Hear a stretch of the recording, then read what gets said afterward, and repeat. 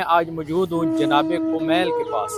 ये मौला के वो जलील क़द्र सहाबी हैं जिनको मौला अली अलैहिस्सलाम ने दुआ तालीम फरमाई थी, और इतनी बड़ी फजीलत है जनाब कुमैल की कि मौला अली अलैहिस्सलाम ने इनको ये दुआ तालीम फरमाई जो अक्सर हमारे घरों में पढ़ी जाती है। चलिए मोमिनीन, आपको इनकी ज़ियारत करवाते हैं और अपनी अपनी दुआएं भी जनाब कुमैल का सदका देकर मांगे, आपकी दुआएं भी कबूल हो।